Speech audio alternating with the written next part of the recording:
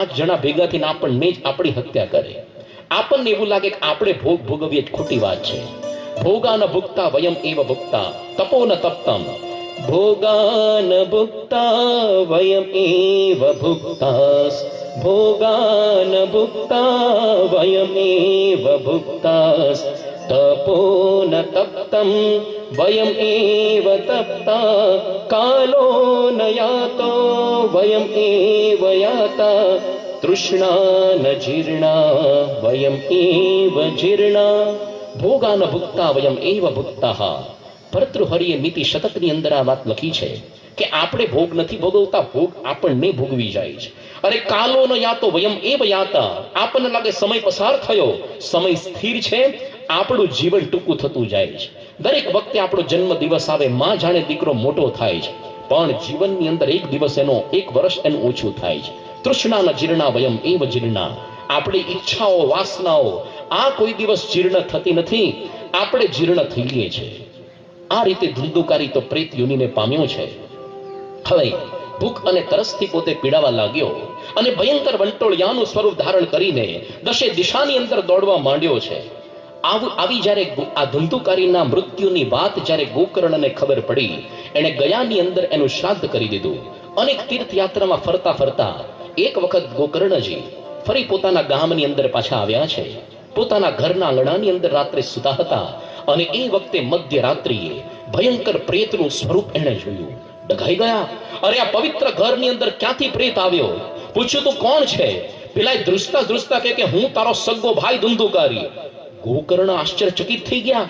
અરે પ્રેતની યોનિ કેવી રીતે પ્રાપ્ત થઈ? કે તું એ બધી વાત ન કરીશ, એટલા કુકર્મ કર્યા છે મેં કે આનાથી ભૂંડા મારે પાપ ભોગવા પડશે. પણ હે ભાઈ, હું તને વિનંતી કરું છું કે ગમે તેમાં પ્રેત યોનિમાંથી મારી મુક્તિ કર. ગોકર્ણ આશ્ચર્યચકિત થઈ ગયા. અલ્યા, તારું તો ગયાની અંદર શ્રાદ્ધ કર્યું મેં. ગયા શ્રાદ્ધમાં તો કોઈ વ્યક્તિ, કોઈ પણ વ્યક્તિ ગમે એટલા પાપ પડી જાય તો તારી આનાથી વધારે તો કઈ મુક્તિની વાત હું કરું? બીજા દિવસે ગોકર્ણ ઉઠ્યા છે અને સમાજના બધા મહાપુરુષોને ભેગા કર્યા. વાતો કરી કે કઈ પ્રકારના પુણ્ય કર્મથી આ મારો ભાઈ ધુંધુકારીની પ્રેત યોનિમાંથી મુક્તિ થાય. એ વખતે બધાએ બહુ જ વિચાર કર્યો, પણ કઈ એ લોકોને સૂઝ્યું નહીં, કારણ કે ગયામાં શ્રાદ્ધથી મોટું બીજું કયું કહેવાય સાધન? ગોકર્ણ એટલા શક્તિશાળી હતા, એણે પોતાની તાકાતથી એક વખત સૂર્યનારાયણનો રથ રોકી નાખ્યો. એક જ મા બાપના બે દીકરાઓ છે, પણ એક પ્રેત યોનિને પામ્યો ધુંધુકારી, અને બીજો એટલો સંસ્કારી, એટલો ઐશ્વર્ય સામર્થ્ય વાળો સૂર્યનારાયણનો રથ રોકી શકે. અને સૂર્યનારાયણે પૂછ્યું, ભાઈ કેમ રથ રોકે છે? અરે શું વાત કરું, મને નથી સૂઝતું મારા ભાઈનું કઈ પ્રકારનું આ પુણ્ય કર્મ એનાથી પ્રેત યોનિમાંથી મુક્તિ થાય. બધા સાધનો કરી જોયા. સૂર્યનારાયણે કહ્યું કે જો હવે એવું કરો, આ શ્રીમદ ભાગવત નામનું જે પુરાણ છે એનું એને કથા સંભળાવો. એનાથી દુનિયામાં કોઈ જ શ્રેષ્ઠ આ પુણ્ય કર્મ નથી, એના વગર એની મુક્તિ શક્ય જ નથી. ગોકર્ણે કહ્યું કે કેટલા દિવસ સુધી કરું આ? કે 7 દિવસનું પારાયણનો મહિમા છે. ત્યારથી ભાગવત સપ્તાહની વાત બધી ચાલે છે. અને એની અંદર કે પેલો મારો ભાઈ કેવી રીતે બેસશે? તો પ્રેતીઓની સૂક્ષ્મ શરીર છે, ગમે તેમ કરીને બેસશે, તું શરૂ તો કર. અને ગોકર્ણે પછી જાહેરાતો કરી. સંતો કેટલા દિવસથી મથે છો ત્યારે આટલા ભેગા થયા આપણે. એટલે આજુબાજુ એટલી બધી જાહેરાતો કરી ત્યાં, અને ચારે બાજુથી ઋષિ મુનિઓ, અરે નાના શિશુ કુમારો, આબાલ વૃદ્ધ બધા એકઠા થયા. અને એ વખતે પછી પેલો ધુંધુકારી પણ પ્રેત યોનિમાં સૂક્ષ્મ સ્વરૂપે ફરતો તો બેસવું ક્યાં? એને એ વખતે પોલો વાંસ મળ્યો, 7 ગાંઠ વાળો, એની અંદર બેઠો. પોલું હોય ત્યાં ભૂતનો નિવાસ હોય છે. પોલું હોય ત્યાં જો આપણી નિષ્ઠાની અંદર જો પોલાણ હશે તો આપણી અંદર પણ ભૂત બેસશે. ભગવાન સ્વામિનારાયણ એક વખત પોતે વડતાલની અંદર હતા અને મહુધાની અંદર, મહુધા કરીને ગામ, ત્યાંનો ઈશ્વર નામનો એક બ્રાહ્મણ, એને બ્રહ્મ રાક્ષસ વળગ્યો હતો. તો હરિભક્તો પકડીને મહારાજની પાસે એને લઈ આવ્યા. પેલો રાક્ષસ પાછો ભણેલો હતો, વેદ ઉપનિષદ, એટલે દૂર ઉભો ઉભો મંત્ર બોલતો હતો પેલાના પંડમાં. તો ભગવાન સ્વામીને પૂછ્યું, કોણ બોલે છે? પેલો બ્રહ્મ રાક્ષસ અંદરથી બોલ્યો, તમારે શું કામ છે? ભગવાન સ્વામી કે આના દેહમાંથી નીકળી જા. અરે નહીં નીકળું, આ ક્યાં તમારો સત્સંગી છે? ક્યાં કંઠી પહેરી છે? હું આમાં તો રહીશ. ભગવાન સ્વામી કે સત્સંગી નહીં હોય તો કરશું. ભગવાન સ્વામિનારાયણ હાથની અંદર પાણી લીધું, છાંટ્યું, મંત્ર બોલ્યા, કાળ કર્મ માયા યમદૂત ભયાત અહમ સ્વામિનારાયણ શરણમ પ્રપન્નોસ્મિ સ પાતુ મામ. કે ચલો આને સત્સંગી કર્યો. અને હવે પેલું ભૂત ગભરાણું કે તમે તો આને સત્સંગી કરી દીધો, આમાં નહીં રહી શકાય, ક્યાં રહું હું? ભગવાન સ્વામી કે મારી બાજુ દેવાનંદ સંન્યાસી બાજુ એમાં ઘૂસી જાય. અરે એ તો તમારો નિષ્ઠાવાન સાધુ છે, અરે બળીને ભસ્મ થઈ જાઓ. તો પછી આ હરિભક્તોમાં જા, અરે એને પણ તમારી આજ્ઞા ઉપાસના પાક્કી છે, ત્યાં પણ ન રહી શકું. તો પછી જે ઝાડ નીચે બેઠા છે એમાં ઘૂસી જા. ઝાડના પોલાણની અંદર ભૂત રહેતા હોય ક્યારે કે એમાં પણ ન રહેવાય. જે વૃક્ષ નીચે તમે બેઠા હો, તમારો સંબંધ થયો હોય, એ પણ અક્ષરધામનો અધિકારી થાય. તો ભગવાન સાહેબને પૂછ્યું તો તું ક્યાં રહીશ? અને પેલાએ કહ્યું કે જેને તમારી આજ્ઞા ઉપાસના સ્વરૂપ નિષ્ઠામાં કાચપ હોય ત્યાં મને પ્રેમથી રહેવા દો. અને પછી ભગવાન સ્વામીને મહિલા મંડળ તરફ દ્રષ્ટિ કરી. એ લોકોમાં થોડીક ઉપાસનાની આજ્ઞાની કાચપ હતી. પેલા ગભરાઈને ઉભા થઈ ગયા, મહારાજ મોકલશો નહીં અમારે બાજુ, હવેથી તમારી આજ્ઞા નિયમ ધર્મ ચોખ્ખા પાળશું, કડક વર્તમાન પાળશું અને સ્વરૂપ નિષ્ઠા પાકી કરશું. ત્યારે પછી ભગવાન સ્વામીને પેલા ભૂતને કહ્યું તો હવે તો એવું કર, બદ્રિકાશ્રમમાં તપ કરવા જા. આકી આપણે ઘડી કાઢેલી ચકોને ચકીની કથા નથી. ભગવાન સ્વામીના સમયના એક સંત પ્રસાદાનંદ સ્વામીની વાતોનો પ્રસંગ છે. પૂલું હોય ત્યાં ભૂત રહેતો હોય છે. આપણી અંદર જો આજ્ઞા ઉપાસનામાં કાચપ હશે તો આપણી અંદર પણ ભૂત પેસશે. અરે દીનાનાથ ભટ્ટ ભાગવતના 18,000 શ્લોક કંઠસ્થ હતા એ સમયમાં, પણ ભગવાનની અંદર થોડોક મનુષ્ય ભાવ આવ્યો કે શિક્ષાપત્રી મારું નામ નહીં, અરે હું ભાગવતનો આટલો પંડિત, આપણને દેખી શ્લોક ખબર નહીં હોય. ભાગવતના 18,000 શ્લોક આખા ભારતમાં એના જેવો પંડિત નહોતા. અને એની સામે પેલા આમોદના પેલા ભટ્ટ હતા, આનોદના દીનાનાથ ભટ્ટ અને બીજા મયારામ ભટ્ટ, એનું નામ શિક્ષાપત્રીમાં લખ્યું. ભગવાનની અંદર મનુષ્ય ભાવ આવ્યો, નિષ્ઠામાં કાચપ થઈ. એની દીકરી જમનાની અંદર ભૂત બેઠું. પોતે તો બીજાના ભૂત કાઢતા, પણ કેટલા ચંડી પાઠ કર્યા, કેટલા બધા મંત્રો બોલ્યા, ભૂત ન ગયું. ટોકબેક સિસ્ટમ, પોતે બોલે તો ભૂત સામે બોલે. ગભરાયા, ભગવાન સ્વામીની પાસે આવ્યા, ભગવાન કેવી રીતના ભૂત જાય? એવું કામ કરો કે તમે આ મયારામ ભટ્ટને પગે લાગો. એટલે એ તો ક્યાં ભણેલો છે, એનાથી જ જશે, સ્વરૂપ નિષ્ઠા છે એને. મયારામ ભટ્ટની પાસે ગયા, પગે લાગ્યા, માફી માંગી. પેલા ખાલી સ્વાઈન મંત્ર બોલ્યો, ભૂત ભાગી ગયું. લખ્યું છે ગુણાતીતાનંદ સ્વામીએ, ભણેલા બ્રાહ્મણથી ભૂત ન જાય, અભણ હોય પણ નિષ્ઠાવાન હોય એનાથી જાય. ગોકર્ણને હવે ખબર પડી છે કે મારો જે પ્રેત યોનીને પામેલો ભાઈ ધંધુકારી આ પોલાણવાળા વાંસની અંદર બેઠો. ભાગવતની કથાનો એક દિવસ પૂરો થયો, સાંજનો સમય થયો. 6 વાગે હેન્ડબ્રેક મારવાની કીધીશ, મને વાંધો નહીં મારી દેશું, કારણ કે 8:30 વાગે પાછું તમારે આવવાનું હોય છે ને બીજા સેશનમાં. એટલે એ વખતે 6 વાગ્યાનો ટાઈમ જ્યારે થયો, સંધ્યા સમય, દિવસ આખો પૂરો થયો ભાગવતની કથાનો. પેલી 7 ગાંઠમાંથી એક ગાંઠ મોટેથી કડાકા બંધ ફૂટી. બીજો દિવસ પૂરો થયો, બીજી ગાંઠ ફૂટી. 7 દિવસની અંદર 7 ગાંઠ ફૂટી. અને એમાંથી પછી ધુંધુકારી અત્યંત સુંદર સ્વરૂપ, વિષ્ણુના પાર્ષદનું સ્વરૂપ ધારણ કરીને બહાર નીકળ્યો. અને એ વખતે અચાનક આ વિમાન આવ્યા આકાશમાંથી, અને પેલો એની અંદર ચડીને ભગવાનના ધામની અંદર ગયો. એક એપિસોડ તો પૂરો થયો, પણ આ બીજો અહીંયા શરૂ થયો. બધાએ ફરિયાદ કરી ભગવાનને, અરે ભગવાન આ તો પ્રેત યોનીને પામેલો છે, કથા તો અમે સાંભળી છે, પણ આનું જ કલ્યાણ અમારું કેમ નહીં? તો કથા સાંભળવાની અંદર કેટલો કેટલો ભેદ થાય. આવું જ્યારે કહ્યું ત્યારે વિષ્ણુ ભગવાનના પાર્ષદોએ કહ્યું કે કથા તો તમે પણ સાંભળી, એને પણ સાંભળી. સાંભળવાની અંદર ભેદ હોય છે. કેવો ભેદ? સુંદર મજાના શ્લોકો દ્વારા અહીંયા લખ્યું છે. શ્રવણસ્ય વિભેદેન ફલભેદોત્ર સંસ્થિતઃ, શ્રવણસ્ય વિભેદેન ફલભેદોત્ર સંસ્થિતઃ, શ્રવણમ તુ કૃતમ સર્વે ન તથા મનનમ કૃતમ, શ્રવણમ તુ કૃતમ સર્વે ન તથા મનનમ કૃતમ. વિષ્ણુ ભગવાનના પાર્ષદે કહ્યું છે કે શ્રવણસ્ય વિભેદેન ફલભેદઃ અત્ર સંસ્થિતઃ. સાંભળવાની અંદર ભેદ ઉત્પન્ન થાય તો ફળ પ્રાપ્તિની અંદર પણ ભેદ પડી જાય. શ્રવણમ તો કૃતમ સર્વૈહિ, બધાએ સાંભળ્યું તો ખરું, પણ ન તથા મનનમ કૃતમ, તમે લોકોએ મનન નથી કર્યું. એટલા માટે ભગવાન સ્વામિનારાયણે 4 પગથિયાં આપણને બતાવ્યા છે. સૌથી પહેલા શ્રવણ કરવું, સારંગપુરનું 3જું વચનામૃત. જે આપણે કથા સાંભળી ઘરે જઈને પછી એનું મનન કરવું. કેવી રીતે? જેમ ગાયની સામે ચારો મૂકો, એક સાથે બધું ખાઈ જાય, પછી પોતે શાંતિથી બેઠી વાગોળે. વાગોળે એટલે પેલું ચાવ્યા વગર ખાઈ ગઈ હોય, બહાર કાઢી મોઢાની અંદર વાગોડીને પાછો રસકસ અંદર નાખે. એમ આપણે તો કથા પૂરી એટલે ખંખેરીને ઊભા થઈ ગઈ કે ભાઈ અમે તો શાહુકાર છીએ, તમારું કાંઈ નથી લઈ જતા, અમે તો શાહુકાર પાછું આપીને જઈએ છીએ. ખંખેરીને ઊભા ન થવું. આવી કથામાં કે મંદિરમાં તો કંઈક લઈને જવું ને કંઈક મૂકીને જવું. ઘણા લોકો શું કરે, પોતાના જૂના જોડા મૂકી નવા ઉપાડીને હાલતા થાય. એટલે આવું ન સમજો, કંઈક મૂકીને જમુન લઈ જવું આવું નથી હોતું કંઈ. પણ આપણા સ્વભાવ દોષો મૂકવા અને કંઈક સારી વાત ગ્રહણ કરીને જવી. તો 1000 વખત શ્રવણ કરો, પણ જો મનન ન કરો એનું કઈ ફળ નથી. મનન પછી નિધિધ્યાસન, એક જ વાત પકડો, બહુ નહીં, બહુ લાંબી કથા ન સાંભળો વાંધો નહીં, એમાંથી એકાદ સારી વાત ગ્રહણ કરીને વારંવાર એની ઉપર મનન ચિંતન નિધિધ્યાસન, તો પછી તમને વાતનો સાક્ષાત્કાર થશે, બાકી એમનામ નહીં થાય. એટલા માટે અહીંયા લખ્યું છે કે શ્રવણમ તો કૃતમ સર્વેહી ન તથા મનનમ કૃતમ. તો હવે કથા કેવી રીતના સાંભળવી જોઈએ, આ પ્રકારની વાત હવે પાર્ષદો પોતે કહે છે પેલા આ બધા શ્રોતાઓને. વિશ્વાસો ગુરુવાક્યેષુ સ્વસ્મિન દીનત્વ ભાવના. વિશ્વાસો ગુરુવાક્યેષુ સ્વસ્મિન દીનત્વ ભાવના. મનોદોષ જયશ્ચૈવ કથાયામ નિશ્ચલા મતિઃ. મનોદોષ જયશ્ચૈવ કથાયામ નિશ્ચલા મતિઃ. કેવી રીતે કથા સાંભળવી જોઈએ? વિશ્વાસઃ ગુરુ વાક્યેષુ, કથાની અંદર જે વાતો આવે એમાં વિશ્વાસ હોવો જોઈએ. અને સ્વસ્મિન દીનત્વ ભાવના, હું કંઈક જાણતો નથી, જાણ્યા કાકા થઈને જેમ કોમ થઈને ન બેસવું, ખાલી થઈને બેસવું. મનઃ દોષ જયઃ, મન આપણું કથામાં બેસવું જોઈએ. ક્યારેક આપણું શરીર કથામાં બેસે જ, મન તો ક્યાંનું ક્યાંય પ્લાનિંગ કરે.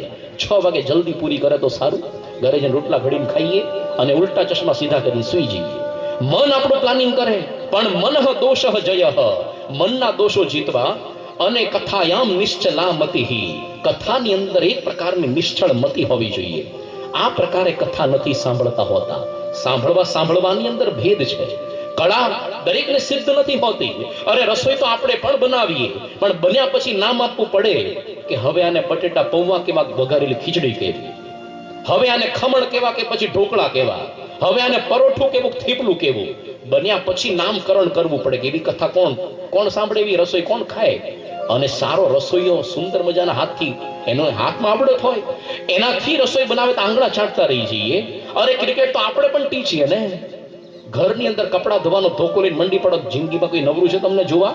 પણ આ લોકો ક્રિકેટરો વિરાટ કોહલી, મહેન્દ્ર ધોની રમે, અરે આંખો ફાડીને છોકરાઓ જોવે, કથામાં સુઈ જાય. પણ ભારત પાકિસ્તાનની 2 વાગ્યા સુધી મેચ આવે, એક મટકું ભરે નહીં. સાંભળવાની અંદર ભેદ, કળા, કથા સાંભળવાની કળા આવડવી જોઈએ. ક્યારેક બેઠા હોઈએ છે કથા, પણ ભાવ જ ખોટો હોય સાવ. યોગી બાપા એક બહુ કથા કહેતા. એક વખત આવી સુંદર ભાગવતની કથા થાય અને એમાં પુરાણી પેલી લાલ કપડાની અંદર વીટેલું જાવ ભાગવત ખોલે. આપણે જો અહીંયા મૂક્યું પોથી આ યાત્રા કાઢીએ તો સામે એક ડોશીમાં રોજ બેઠા હોય અને જેવી ભાગવતની કથા શરૂ થાય, ડોશીમાની આંખમાંથી ટપ ટપ આંસુ પડે, મોટા મોટા બોર જેવા. પુરાણીને થયું કે ખરેખર આના જેવો ભક્તિભાવ કોઈનો દીઠો નથી લાગતો. ડોશીમાને પૂછ્યું, ડોશીમા તમારો આવો ભાવ, અરે આવો તો કોઈનો ભાવ નથી જોયો. રોજ કેટલો ભક્તિ ભાવ તમને થાય છે કે આ બધો રડો છો. ડોશી કેલા રોયા, તારી કથા કોણ સાંભળે છે કે? તો તમે રડો છો કેમ? કે તું આ લાલ કપડા વાળું ભાગવત ખોલે છે ને, એ જોઈને મને મારી ગગુડી યાદ આવે છે કે 10 વર્ષ પહેલા મરી ગઈ હતી, લાલ કપડા બહુ પહેરતી. પુરાણીને થયું આ તો ભેંસ આગળ ભાગવત જેવું થયું.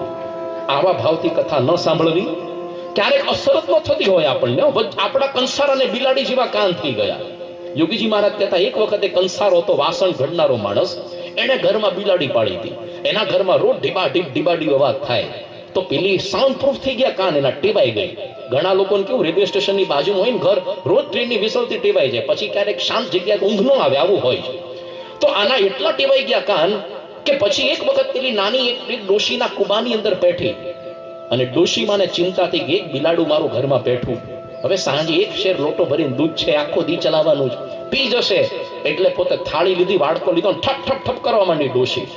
ઓલી બિલાડી તાકીને જોવે, અસર જ ન થાય. ડોશીમાને થયું કઈ પ્રકારની બિલાડી છે. બહુ પછી કર્યું બગાડવાના પ્રયત્ન, ત્યારે બિલાડીને કોણ જાણે માણસની જેમ વાચા ફૂટી. કેલા ડોશી, તારા આ થાળી વાટકીથી કોઈ અસર નહીં થાય. મારી ઉપર તો મોટા ઘણના ઘણ વાગે છે રોજ, એ નથી સંભળાતા, મને શું અસર થવાની?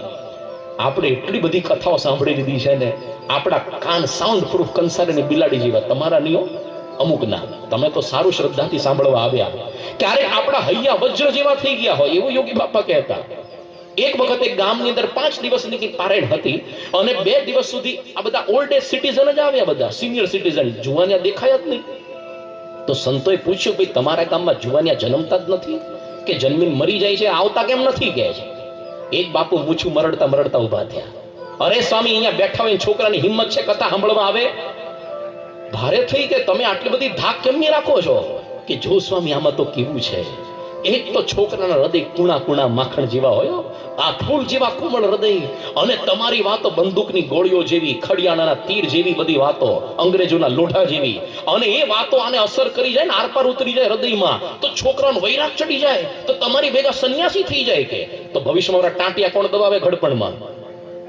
તો સંતોએ કીધું, ઓહો, અમારી વાતોની આટલી અસર થાય અમને નહોતી ખબર. તમને કેવી અસર થાય છે? કે અમારે તો વજ્જરના હૈયા કરીને બેઠા છો. વજ્જરના હૈયા આવવા દો તમ તમારે. હરામ છે જો એક પણ શબ્દ અંદર જાય તો ડબલ રિબાઉન્ડ થઈને પાછો પડે. આપણે વજ્જરના હૈયા કરી ન બેસવું, કંઈક તો થોડું ઘણું અસર થવી જોઈએ. ઘણા લોકો કથામાં બેસે ખરા, કેમ? ટાઈમ પાસ કરવા. એક વખત છે ને રાત્રે 11 વાગ્યા સુધી એક પારાયણ ચાલી, અને પછી પેલો લેન્ડિંગ તો કરે કે નહીં, લેન્ડિંગ કરવા ગયા પુરાણી તો પેલા દાદા કે ચાલુ રાખો ચાલુ રાખો. ફરી 10 મિનિટ પછી લેન્ડિંગ કરવા ગયા, હજી કે ચાલુ રાખો.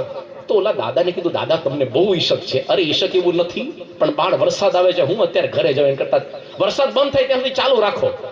ટાઈમ પાસ કરવા કથામાં બેસવાનું હોય છે. ઘણા મોઢું દેખાડવા આવ્યો કે આ બહુ વિનંતી કરી છે. રતિભાઈ એક એકને ફોન કર્યા છો, રતિભાઈ રમેશભાઈ ના બધા કાંતિભાઈ એક એકને ફોન કરી કરી બોલે આવવું પડે, મોઢું દેખાડવું પડે, સામાજિક પ્રસંગ કહેવાય. અમારા ઘરે ક્યારેક પ્રસંગાંત એ લોકો મોઢું દેખાડે એટલે. તો મોઢું દેખાડવા આવવાનું નથી હોતું, આ શ્રદ્ધાથી બેસવાનું હોય છે. એટલા માટે ક્યારેક અસર આપણને એટલે નથી થતી. કથાની અસર એ થવી જોઈએ, એની એક કળા આવડવી પડે. કેવી રીતના કળા? વિશ્વાસ. કથાની અંદર એક પ્રકારનો વિશ્વાસ હોવો જોઈએ કે જે વાત બધી બોલાય સત્ય છે. આપણું મન શંકા કર્યા કરે આવું હોતું હશે કઈ, અરે સગર રાજાને 60,000 દીકરા, શું ટાઢાપોરના ગપ્પા મારતા હશે આપણા ઋષિ મુનિઓ. પેલા પૃથ્વી રાજાને 10,000 કાન, આ ભાગવતમાં આવશે આ બધું. અરે આટલા બધા કાન કેટલા ફાંકા લગાડે શરીર ઉપર. આપણો કથાનો સ્થૂળ અર્થ લઈએ છે, સ્થૂળ અર્થ નહીં, એનો મર્મ સમજવાનો છે. યોગીજી મહારાજ કહેતા 10,000 કાન એટલે એટલી કથા સાંભળવાની શ્રદ્ધા માંગી. અરે પહેલા તો સંકલ્પમય સૃષ્ટિ હતી, તો શું આ 60,000 નહીં લાખ દીકરાય થાય. મૈથુની સૃષ્ટિ તો કળિયુગ પેલા ત્રેતાથી શરૂ થઈ, સતયુગમાં નહોતું આવું. પહેલી વસ્તુ વિશ્વાસ ગુરુ વાક્ય શું? ભગવાન સ્વામિનારાયણે લખ્યું છે સારંગપુરના 18મા વચનામૃતમાં, જે શ્રદ્ધાવાન પુરુષ હોય અને તેને જો સાચા સંતનો સંગ મળે અને તે સંતના વચનને વિશે શ્રદ્ધાવાન થાય, તો એના હૃદયને વિશે સ્વધર્મ, વૈરાગ્ય, વિવેક, જ્ઞાન, ભક્તિ આદિક જે કલ્યાણકારી ગુણ તે પ્રગટ થઈ આવે છે, અને કામ ક્રોધાદિક જે વિકાર તે બળી જાય છે. તો પહેલી વસ્તુ તો આપણને એક પ્રકારનો વિશ્વાસ હોવો જોઈએ કે આ કથાની અંદર બેસીશ, મારા દોષો બધા ટળશે. ક્યારેક આપણને તાત્કાલિક અસર ન થાય એવું લાગે આપણને. આજકાલ ઇન્સ્ટન્ટનો જમાનો છે, બધું આપણે instant khaman, instant dhokla, instant લગ્ન, ઇન્સ્ટન્ટ છૂટાછેડા, બધું ફટાફટ જોઈએ છે આપણને. પણ કથા, આ ભગવાનનો માર્ગ, એમાં પરિવર્તન, એ બધું કે ઇન્સ્ટન્ટ થતું હોતું નથી. અરે સૂર્ય ચંદ્ર વધતા ન દેખાય, વધતા ન દેખાય વેલ, એમ હરિજન હરિકુ બચતા ન દેખાય, આશ્ચર્ય કા ખેલ. આ સૂર્ય સવારે ઉદય થાય ને તરત નથી ઉપર આવી જતો, ધીરે ધીરે આવે. આપણે બહુ જ મોટી ટાવરની ઘડિયાળ સામે જોઈએ તો એના કાંટા સેકન્ડનો હલતો દેખાય, મિનિટનો બેક એન્ડ ફ્રો મોશનમાં થોડોક હલતો દેખાય, કલાકનો કાંટો હલતો દેખાય આપણને, પણ કલાક પછી હલતો હોય છે કે નહીં? બધી વસ્તુ કઈ દેખાતી નથી, અંતરમાં પરિવર્તન તો થાય જ. તો એક પ્રકારનો વિશ્વાસ. અરે આપણને 2 પૈસાના મિત્રમાં વિશ્વાસ હોય. અત્યારે કથા સાંભળવા ઘરમાં તાળું મારીને આવ્યા, એની વધીને 50, 60, 70, 100 રૂપિયા કિંમત હોય, પણ એમાં વિશ્વાસ. ખિસ્સામાં ચાવી છે તો ત્યાં સુધી કઈ વાંધો નહીં આવે, પણ આવા સંતના વચનોની અંદર ક્યારેક વિશ્વાસ આપણને નથી આવતો. વિશ્વાસ થકી જ કથા સિદ્ધ થાય એમ નામ નહીં. પહેલો મુદ્દો આ. બીજો મુદ્દો દીન ભાવના. હું કઈ જ જાણતો નથી. આપણે ક્યારેક જાણ્યા કાકા થઈને બેસે, રેનકોટ પહેરીને, કથાના ગમે એટલો વરસાદ થાય આપણને અડે જ નહીં ને. મને તો ખબર જ છે આ શું નવું કહેવાના છે, અને કહી દઉં છું હું કે 7 દિવસમાં નવું કહેવાનું જ નથી. તમે લગભગ સત્સંગમાં આવો 2 વર્ષ સુધી વ્યવસ્થિત કથા સાંભળો, પછી એકના એક દ્રષ્ટાંતો આવશે. એના એ પર્વતભાઈ, દાદા ખાચર, જીવુબા, લાડુબા, અને આપણે કઈ એકના એક સાંભળવાના, તો આપણે દાદા ખાચર, જીવુબા જેવા થવું નથી. નહીં તો તમારા કોક કહે. બુદ્ધિથી બેસવાનું નહીં, હૃદયથી કથામાં બેસવાનું હોય. ક્યારેક બધું કહીએ એનું એ જ છે બધું. મહંસાઈ મહારાજ ઘણી વખત પ્રમુખસાઈ મહારાજ કહેતા, અરે રોજ એકની એક રોટલી ખાઈએ છીએ, આપણે કંટાળીએ છીએ, આજે નથી ખાવું જાવ. અરે રોજ એકના એક કપડાં પહેરીએ, બધી વધીને 10-15 જોડી સાયકલ થાય, કંટાળીએ જ નથી પહેરવું. આપણે આપણા છોકરા એક જ, મહંસાઈ તો બહુ સુંદર વાત બોલ્યા, આપણા છોકરા એકને એક નથી હોતા ટીનિયો મીનિયો લાલિયો પીડિયો, પણ રોજ આપણે જઈએ તો કેટલો રમાડવાનો ઉત્સાહ જાગ્યો આપણને. એવું થાય કે અલા એકને એક છોકરા હાચવવાના, એક્સચેન્જ ઓફર કરો ચલો આખી સોસાયટીમાં, અઠવાડિયા સુધી પેથાભાઈને રાખો, બીજા અઠવાડિયે અમથાભાઈને, એવું કરીએ છીએ આપણે. એકનું એક રહેવાનું બધું, જ્યાં સુધી બ્રહ્મરૂપ નહીં થઈએ ત્યાં સુધી. સ્વસ્મિન દીનત્વ ભાવના, પોતાની અંદર દીન ભાવના હું કંઈ જ નથી જાણતો. ત્રીજું છે મનના દોષ જીતવા, મનઃ દોષ જય એવ. આપણે કથા પહેલા છે ને કેટલો જગતનો કચરો ભરીને આવીએ, ગંગા જેવું દ્રષ્ટાંત થાય. પછી હાય ડાળિયા લાડવાનું જ સુખ ન આવે આપણને. આટલા સરસ લાડવા આપણે એટલા પેલા ડાળિયા ઝીકીને આવ્યા હોઈએ, જગતનો કચરો ભરીને સેચ્યુરેટ થઈ ગયા હોય, પછી ક્યાંથી કથાના શબ્દો ઉતરે? અને પૂરી થાય પછી એ જ કરીએ આપણે વોટ્સઅપમાં, કેમ આ મેસેજ હજી કેમ રણક્યા નહીં ગયા, કેમ વાઇબ્રેટ નો થયો મોબાઈલ?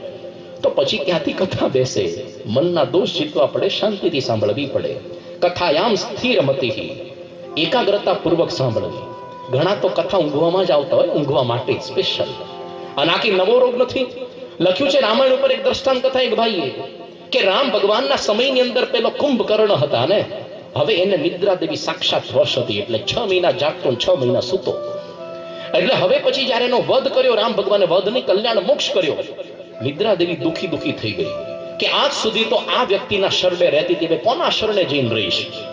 રામ ભગવાન કે ચિંતા ન કર, તો કથાની બેનપણી થઈ જાય, જા કથાની બેનપણી. ત્યારથી નિદ્રા દેવી કોની બેનપણી થઈ? કથાની બેનપણી. એટલે જ્યારે કથા શરૂ થાય, નિદ્રા દેવી આપણા પર ચડી બેસે અને આપણને ચત્તા પાટ ઉડાવી દે, શરણાગતિ સ્વીકારી લઈએ. અને આપણા પર બેસીને આપણે નિદ્રા ક્યારેક કથા સાંભળતી, માથું ધૂણાવે, આહા અમે વિરોધ કરતા જ નથી, હાથ પાડીએ છીએ. કથા પૂરી થાય ને પૂછો શેની વાત આવી? ભગવાનની. તો ભૂતની વાત આવવાની છે અહીંયા? રાજકારણની વાત કરવા ભેગા થયા 7 દિવસ સુધી, ભગવાનની જ વાત આવવાની. શું આવ્યું ખબર નહીં. એક દિવસ એક ગામમાં 1 મહિના સુધી રામાયણની પારાયણ ચાલી, 1 મહિના સુધી. પછી એક બાબા મળવા આવ્યા પેલા પુરાણી, કે સ્વામી તમારી કથા બહુ મજા આવી સાંભળવાની, પણ એક વસ્તુ સમજાણી જ નહીં. શું? આ સીતાનું હરણ થયું, પછી હરણની પાંચી સીતા થઈ કેમ નામ રહી? ઓલો પુરાણી કે આના કરતા કથા ન કર્યો તો સારું હતું. કે શું સમજતા હશે લોકો? સીતાનું હરણ થઈ ગયું, 4 પગ વાળું વનમાં ભાગી ગયું, ત્યારથી અપહરણ શબ્દ બોલવા પડે. શું સાંભળીએ જ નથી ખબર. એકાગ્રતા પૂર્વક સાંભળવું પડે, ખાલી સુવા માટે ન આવવું. શ્રીજી મહારાજના સમયમાં અક્ષરાનંદ સ્વામી કરીને થયા, એમણે સુંદર વાત લખી છે કે એક વખત આવું ગામ હતું, એ ગામની અંદર બધા ડોસાઓ રામજી મંદિરે ચોરે રોજ ભેગા થાય. હવે એની અંદર એક બાબાને બીજા બાબાએ વાત કરી કે બાબા, અમારા ગામની અંદર 7 દિવસ સુધી ભાગવતની કથા થવાની, આવો ને સાંભળવા. ના, તું કહેતો તો રાત્રે 12 વાગ્યા સુધી ગપ્પા મારું, પણ આ બધું આખી જિંદગી કરેલું નથી ને, એટલે છેલ્લે શું બગાડવું? કે આખી જિંદગી નથી કર્યું આ ભગવાનનું ભજન, તો છેલ્લે શું બગાડવું? તો પેલા બાબાએ કીધું, અરે બાબા આવું કેમ? અરે આપણે 2 લંગોટિયા મિત્રો નાનપણથી જો આપણે ભેગા ભણ્યા, રમ્યા, જમ્યા, રોજ આપણે ગામ ગપાટા મારીને કોક દી મારું વેણ તો રાખો. પેલો બાબા થોડાક પીગળ્યા, વાંધો નહીં, તું છે ને બહુ આગ્રહ કરે છે ને તો આવી જઈશો મોઢું દેખાડવા, પણ પેલા સાધુની સામે નહીં બેસું, મારા ઊંઘવા નથી દેતા, સાઈડમાં બેસીશ કે છે, સાઈડમાં જ, અને એ થાંભલાને ટેકે બેસીશ કે છે. હારું આવો ખરા. એટલે બાબા આવ્યા. આ મંડપ નહોતો, પણ ચલો માનો કે શેડ હતો, પતરાનો શેડ સરસ મજાનો, અને ત્યાં આગળ પેલા થાંભલાના ટેકે પેલા બાબા બેઠા. અને જેવો કથાનો પ્રવાહ શરૂ થયો, પેલાને મસ્તી આવી ગયો. ખાઈને આવ્યા હોય ઢોકળા ખમણ, આથો ચડે તો આંખની અંદર બધા ઘેરા મંડી, આંખો ઊંઘી ગયા બાબા. અને ઊંઘની અંદર બાબાની મોઢું પોળું થઈ ગયું, મોટેથી મોઢું પોળું. એમાં વળી બહાર ઝરમર વરસાદ વરસતો હતો, અને કૂતરું પલળતું આવ્યું, અને કૂતરાને બરાબરની લાગી હતી પેશાબ. રોજ આ થાંભલે જતું હતું. કૂતરાએ જોયું કે આજે મારો બાબો મોઢા ફાડીને બેઠા છે, નક્કી એનો મતલબ એ કે આની અંદર આપણે પ્રોગ્રામ પૂરો કરવાનો લાગે છે. અને કૂતરાએ બધો પ્રોગ્રામ પૂરો કરી દીધો. બાબા ઊંઘમાં બધું ગટગટ આવી ગયા, ખબર જ ન પડી શું આવ્યું ને ગયું. પછી કથા પૂરી થઈ એટલે બધા આવ્યા સમીપ દર્શન કરવા. તો પુરાણીએ કીધું, બાબા તમે નવા આવ્યા કેમ? હા નવો આવ્યો. કે કેવી કથા લાગી? આ ભાગવતનો કથા રસ કેવો લાગ્યો? કે ખારો ઝેર જેવો લાગ્યો. કે કથાનો રસ ખારો ઝેર થઈ જાય તો આપણા કથાના રસ ખારા ઝેર ન થાય, એટલા માટે અહીંયા લખ્યું છે કથાયામ સ્થિર નિશ્ચલામતિ. કથાની અંદર એક સ્થિર અચળમતિ હોવી જોઈએ. હવે આ બાજુ જ્યારે બધા શ્રોતાઓને ભગવાનના વિષ્ણુ ભગવાનના પાર્ષદોએ કેવી રીતે કથા સાંભળવી એમ મહિમા કહ્યો, ગોકર્ણે ફરી બીજા વર્ષે શ્રાવણ માસમાં ફરી સપ્તાહની કથા કરી અને બધાએ આવી જ રીતે કથા સાંભળી. વિમાનો લઈને અંતકાળે આવ્યા બધા, અંતે બધા વિષ્ણુના પાર્ષદો બધા ભગવાનના ધામની અંદર ગયા. પણ અહીંયા હવે આ વક્તાના પણ લક્ષણ, અત્યાર સુધી શ્રોતાના લક્ષણ સાંભળ્યા ને, ભાગવતની અંદર વક્તાના પણ લક્ષણ કહ્યા છે. વર્તન સહિતની વાણી અસર કરે, વર્તન વગરની નહીં. ક્યારેક આજકાલ એટલા બધા કથાકારો રાફડા ફાટ્યા હોય, જાત જાતની ચેનલમાં આવ્યા જ કરે, વાણીને વર્તનમાં એકતા નથી હોતી. બોલવું એ તો શોખનો વિષય છે. આજકાલ તો એન્જિનિયર નોકરી નથી મળતી, પણ એક પણ કથાકાર બેકાર નથી. જોજો તમે, તમારા દીકરાને જો આવડત હોય ને તો નાનપણથી કથાકાર બનાવી લો. એટલા રાફડા ફાટ્યા છે. અરે કશું જ જીવનમાં હોય નહીં, કથા કરવાની, મોટી મોટી ડંફાસો મારવાની. એક વખત એક મહાત્મા મોટે મોટે ઉછળી કથા કરે કે અરે બીડી તો પીવાય નહીં, તમાકુ ખવાય નહીં, અરે આ ફિલ્મ ન જોવાય. અમુક કોલેજના જુવાની આવી ગયા, એની એવી અસર થઈ ગઈ, એવી બધી અસર. આવી તો કોઈ દી આ ખંડન સાંભળ્યું નથી. ચલો કાલથી બંધ, કાલથી બધા વ્યસન બંધ, બધી ફિલ્મ બંધ. છેલ્લી ફિલ્મ જોઈ લઈએ, પછી ક્યાં જિંદગી જોવું છે. બીજા દિવસે સવારે 9 વાગ્યાના શોમાં પહોંચી ગયા. વચ્ચે ઇન્ટરવલનો ટાઈમ આવે તો કેન્ટીનમાં પેલા મહાત્મા ઉભા હતા. તો આને થયું કે મહાત્મા અહીંયા ક્યાંથી આવી ગયા થિયેટરમાં? કાંઈ વાંધો નહીં, સંતો તો બીજા પધરામણી કરવા ગયા હોય. તો મહાત્મા તો સિગરેટ લીધી અને મોટી મોટી રીંગો પાડવા માંડ્યા. અરે ગુટકાની પડીકી ખાધી આ બધાની સામે, અને પછી બધાની ભેગા ફિલ્મ જોવા બેઠા. હવે ફિલ્મ પૂરી થઈ એટલે જુવાનિયાથી રહેવાનું નહીં. આને મહાત્માને પકડ્યા. અરે મહાત્મા, ગઈકાલે તો ઉછળીને ગાતા હતા તમે કે આ બધું છે ને, આ ફિલ્મ ન જોવાય, બીડી ન પીવાય, જેટલી વસ્તુનો નિષેધ કરતા હતા બધા ધંધા અમારી સામે કર્યા. શું સમજવાનું અમારે? મહાત્માજી શું કે, અલા ભાઈ, બાત ભી મેં કરું और વર્તન ભી મેં કરું તો तुम लोग क्या करोगे? મારે ખાલી મારો ધંધો ખાલી વાતો કરવાનો, મને તો બસ રૂપિયા આપી દો કથાના, હું રામાયણની કથા કરી નાખું. રામ આવા હતા ને રાવણ આવા હતા, તમે રાવણ જેવા થાવ તોય વાંધો નહીં, હું ભાગવતની કથા કરી નાખું, આટલા રૂપિયા આપો તો. કે કૃષ્ણ આવા ને કંસ આવા, તમે કંસ જેવા થાવ, મને કાંઈ પડી નથી. એવું નથી હોતું. વક્તાના પણ લક્ષણ હોય છે. એટલા માટે વર્તન વગરની વાણી અસર કરે, વર્તન સહિતની, વર્તન વગરની નહીં. ભગવાન સ્વામિનારાયણે સંતોને એવું જ કહ્યું, તમારી અંદર વિદ્વત્તા હશે કે એનો કોઈ મને ફરક નથી પડતો, પણ જાઓ તમારું વર્તન એવું બનાવો કે તમારું વર્તન વાતો કરી જાય. સ્વામિનારાયણ સંપ્રદાયની અંદર એવું નથી કથા કરે મહાન, મેનેજમેન્ટ કરે મહાન, સારી રસોઈ બનાવે ભંડારી હોય મહાન, અરે મોટો કોઠારી મંદિર સંભાળે મહાન, એવું નહીં. એ તો ખાલી વહીવટના ભેદ છે બધા મોટા નીચાના. વર્તન, આ ગામના કોઠારી બાપા, ખબર છે ને આપણને, મુંબઈના કોઠારી સ્વામી ચાણસમાના, અરે શું એવી કથા કરે. વિવેક સાગર સ્વામીને કોઠારી બાપા એક સાથે ભણેલા છે. વિવેક સાગર સ્વામી દેશ પ્રદેશની અંદર લોકો યાદ કરે, કથાથી પ્રભાવિત કરે. કોઠારી બાપાને તો પહેલેથી મેટર આપવું પડે, વાંચી બોલે. પણ વર્તન, એનું વર્તન અસર કરી જાય, એને દર્શનથી શાંતિ થાય. તો અહીંયા ભાગવતની અંદર એના પણ લક્ષણ બધા લખ્યા છે. ભગવાન સ્વામિનારાયણ પોતે ભાગવતના બહુ જ ઊંડા અભ્યાસી હતા. એટલા માટે ભગવાન સ્વામિનારાયણ એક વખત ગઢપુરની અંદર વિક્રમ સંવત 1861 થી માંડીને 62 જન્માષ્ટમી સુધી અનેક ઉત્સવો કર્યા. એ વખતે 7 વખત આ પ્રાગજી પુરાણે પાસે આખી ભાગવતની કથા વંચાવી. અને એક વખત ભાગવત પૂરું થાય, મહારાજ એ વખતે 100 રૂપિયા એને આપતા અને એ સાથે રોજનું સીધું આપતા. એ વખતના 100 રૂપિયાની વાત છે. ભગવાન સ્વામીના સમયમાં 1 તોલો સોનું 13 રૂપિયા મળતું હતું, અને ગોલ્ડ ઇઝ ઇન્ટરનેશનલ કરન્સી. અત્યારે 30,000 જેટલો ભાવ થયો. એક વખત ભાગવત પૂરી થાય એ 100 રૂપિયા મહારાજ આપતા 7 વખત. અરે ક્યારેક તો આખો દિવસ ને મધ્યરાત્રિ સુધી કથા બધી વંચાવતા. ભગવાન સ્વામિનારાયણે પણ પોતાના વચનામૃતના આ ગ્રંથનો મહિમા કેવો કહ્યો છે ભાગવતનો. વડતાલના 18મા વચનામૃતમાં લખ્યું છે, સમગ્ર વેદ પુરાણ ઇતિહાસ પંચરાત્ર યોગશાસ્ત્ર સાંખ્યશાસ્ત્ર તેનું સાર એવું જે શ્રીમદ ભાગવત પુરાણ, તેને વ્યાસજી કરતા હવા, અને તે ભાગવતને વિશે સર્વ અવતાર કરતા શ્રી કૃષ્ણ ભગવાનને જ અધિકપણે કહ્યા છે. તો આ રીતે આ ભાગવત મહાત્મ્યનો સ્કંદ અહીંયા પૂરો થાય છે. લલિતમ પલમ શુકમુખાત મૂત્રદ્રવ સંયુતમ પીબત ભાગવતમ રસમાલયં મુહુરહો રસિકા ભુવિ ભાવુકા પીબત ભાગવતમ રસમાલયં. એ વટવૃક્ષ વેદ રૂપી એનું સુમધુર ફળ અને શુક મુખાદ અમૃત દ્રવ સંયુતમ. આ એટલું રસાળ ફળ છે, શુષ્ક નહીં, પણ એમાંથી અમૃત રૂપી રસ ઝરે અને શુકદેવજીએ ચાખેલું રસ છે.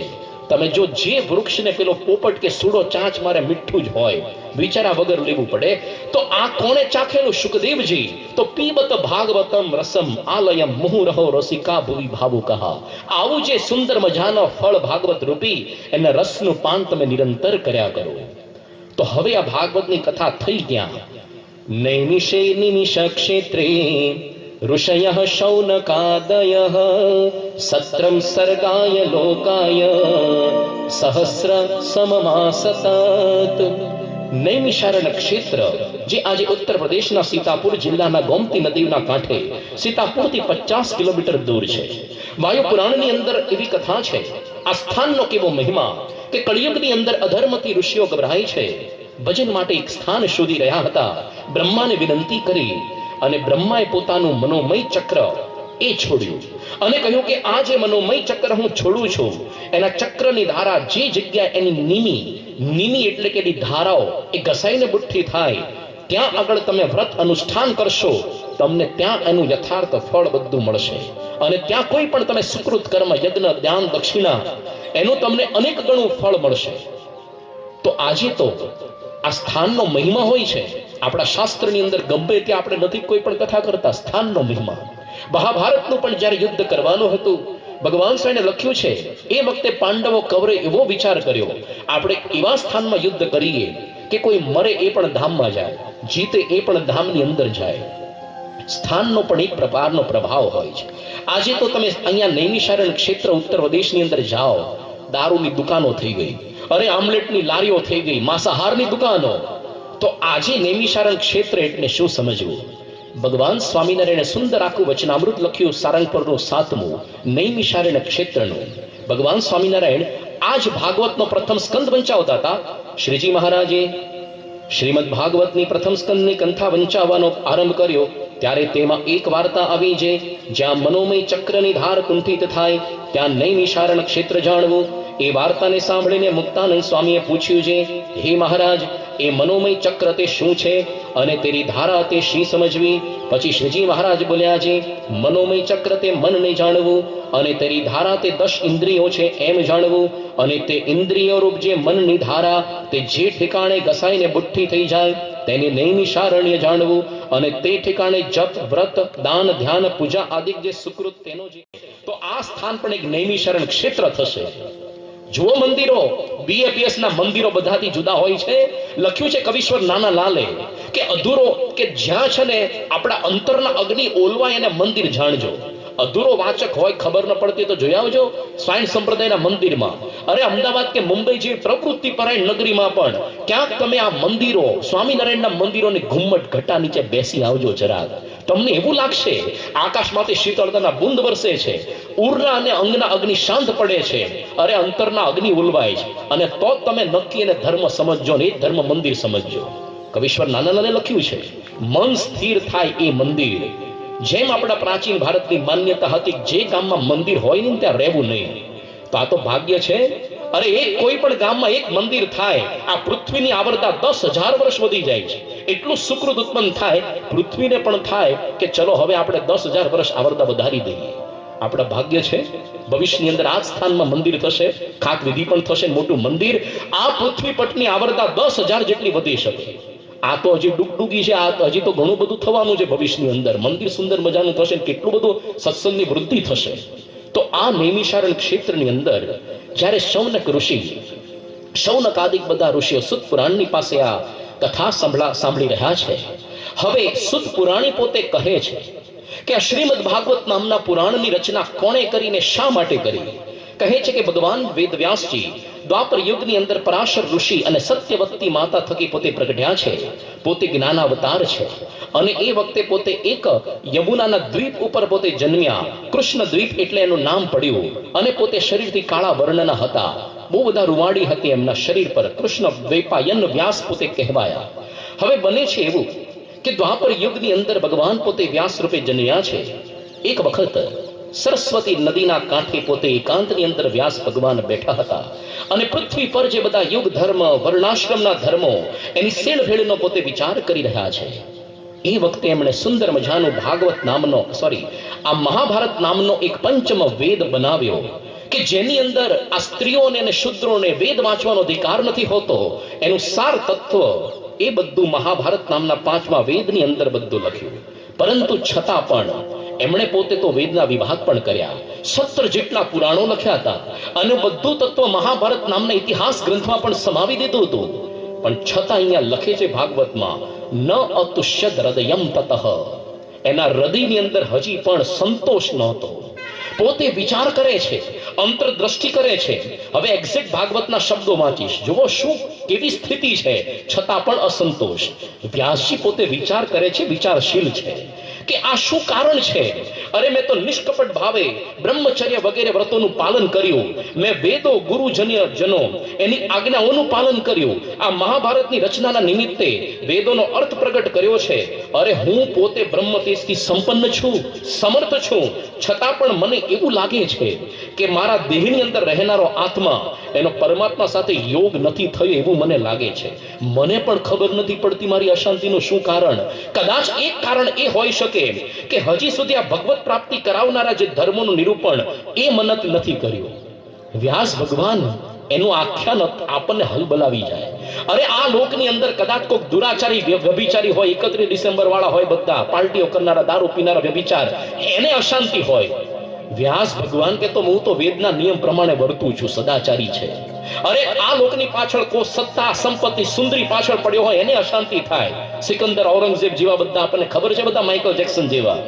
વ્યાસ ભગવાન આ કેટેગરી ઓફ ફાઇલમના માણસ નથી. એ પોતે નિષ્કપટ ભાવે બ્રહ્મચર્યનું પાલન કરનારા છે.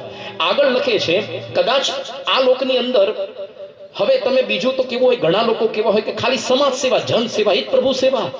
વ્યાસ ભગવાન એવા નથી. જન સેવા અને પ્રભુ સેવા બંનેનું સમાંતર કાર્ય કર્યું છે. અરે આજે તો કેટલા લોકો એના રચેલા ગ્રંથ પર કથા કરે છે. વ્યાસ ભગવાન તો પોતે મૂળ ગ્રંથ રચનારા, તોય શાંતિ નથી થઈ અને એ પાછા ભગવાનના માર્ગે ચાલેલા છે. તો આપણને તો પ્રશ્ન થાય ને, એનું અધૂરપ શું છે?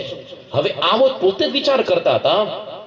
માણસ માત્રને જીવનની અંદર અંતરદ્રષ્ટિ તો ક્યારેક કરવી જ પડે, પણ આપણો માણસોનો એવો સ્વભાવ છે ને, આપણે કોઈ દિવસ આપણી જાતને અંતરદ્રષ્ટિ કરીને જોતા નથી.